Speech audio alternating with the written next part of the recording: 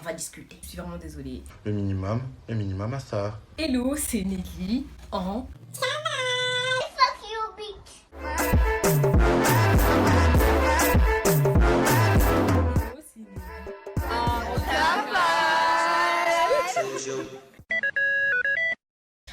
Je vais commencer par vous dire que je suis vraiment désolée. Même si, ouais, je suis réellement désolée en fait. Parce que voilà, j'ai dû faire une petite pause. Et pas pour des raisons banales, on va dire. Mais voilà, je me suis dit que c'était pas ça qui allait faire. Que je devais mettre ma vie sur pause. Que ça avait pas de raison de mettre ma vie sur pause. Et voilà, je me suis dit, vas-y, je continue. Je vous lâche pas dans votre combat parce que votre combat c'est le mien. Et allons-y en fait. Passons à la partie 2. Qu'est-ce que nous attendons?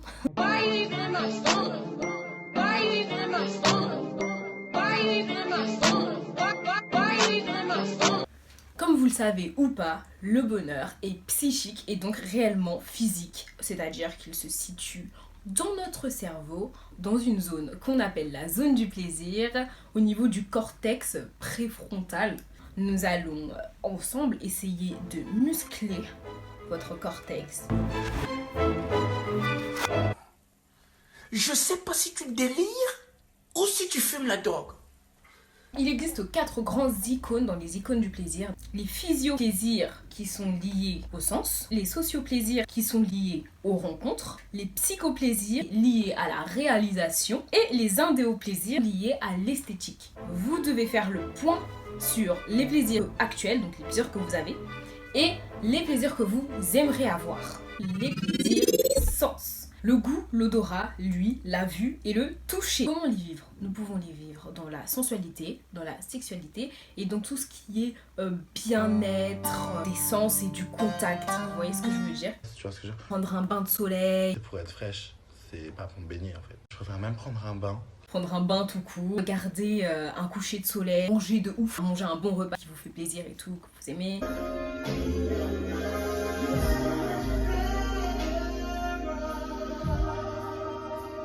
Un massage, un câlin, écouter de la musique, etc.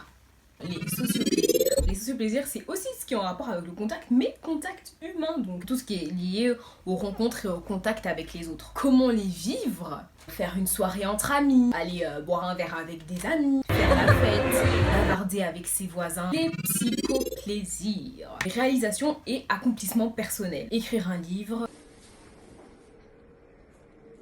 écrire une chanson, faire du bricolage, faire de la cuisine, faire du piano, peindre. En fait, c'est tout ce qui est dans la réalisation et dans la création. Les idéoplaisirs sont ceux de la réflexion.